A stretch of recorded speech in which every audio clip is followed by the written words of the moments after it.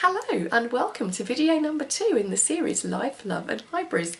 Thank you for all the really lovely comments about the introductory video. Made me feel very, very welcome. So today we're going to look at something that a lot of booktubers do, which is a to be read challenge. Okay. Right, so today I'm going to do my to be read list for January. There is some input from the mysterious husband, who you never know, at some stage you might get to see. The cat assistant grandma, you may hear noises off, but she's not in the room at the moment. She's sulking because we won't give her food until we've done this video. So the first book I'm going to read is this one, The Trouble with Goats and Sheep by Joanna Cannon. That was my husband making noises off, not the cat. It makes a change. Why have we picked this one? I'm reading it with my book group, which is made up of retired teachers and librarians. We have a great time. We look at a book a month, and every so often we go out for a meal as well. So it's a really nice social event. We did read her second novel, which is The Trouble with Elsie. We all thoroughly enjoyed it, and we thought we wanted to give her first one a go. So I don't know what it'll be like, but here's hoping it's going to be a good read.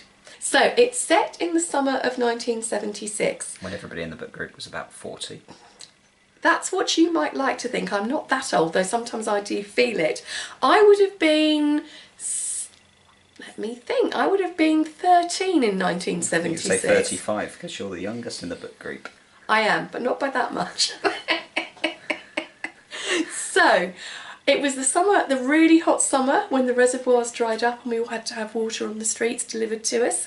And we went off to Australia to see my brother who'd just moved out there. So we had a smashing time, but it was hotter here than it was in Australia. So this is a very interesting book from my perspective because it's a summer I remember quite well. So that's number 1. And now number 2.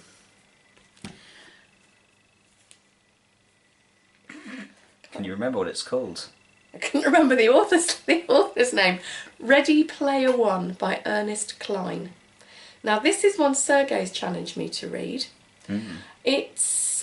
I've read this one because actually I was inspired by somebody on BookTube to read this one because I watched a video on my lunch break one day and there was a BookTuber talking about this book and I think how she didn't like the film that had been made out of it. And then I went back to the help desk that afternoon and on our recreational reading shelf there was the book. Fantastic. So I borrowed it and I really, really enjoyed this book. And I think you might as well. I don't think it's the sort of thing you normally read. It's really interesting because it's very, there's a lot of 80s references and things which take me back more to my childhood. How rude. And me to my young adulthood. So yeah, I really, really enjoyed this book, and it's very unusual and some very unique ideas, I think. And Brilliant. as I said before, I kind of can see how it's a little bit kind of futuristic, like a bit of George Orwell influence, who's an author that I really like. Sounds good. I'm quite looking forward to trying this one out, because normally I see you reading things by Dostoevsky, Crime and Punishment and so forth and such like, so I'm interested to see you reading something written by somebody in a more contemporary period. I'm really enjoying it, and I think this was this author's first book as well, so it's we'll really interesting. Yeah. We'll report back at the end of the month and let you know how we get on with this one. So, number 3. Death in the Stars, part of the Kate Shackleton mystery series by Francis Brody. I love detective series with a female detective. They can be set in the 20s, like this one, up to the 2060s with the J.D. Robb series, Murder in blah blah blah blah. We'll need to edit this bit because I can't remember the name of the detectives. But they are absolutely, I've always enjoyed detective stories from Agatha Christie as a little girl. I fell over when I was 11, cut my head open, and as my reward for being brave and not crying when they put the stitches in, my parents bought me my first Agatha Christie, and that's what got me started on reading Agatha Christie's and detective novels in general. So I love them. This one is set in the 1920s. It's a really interesting book, and I'm looking forward to finishing it up and finding out exactly who did it. I have got about a third of the way through. So I'll be interested to let you know who done it. And as I say, it is part of a series, and it's really interesting. The period detail is good. But hang on a minute, you can't tell them who done it even when you find out, because that would ruin it for anybody else that wants to read it. Bother, I hadn't thought about that. I'll tell you if it was as good as the other ones that I've read in the series. How's that for an offer? Okay. Okay, so that's that one. And what's your final And my final one, you'll notice so far they've all been quite slim volumes because unlike my husband, I work really hard and I don't have time to do too much reading.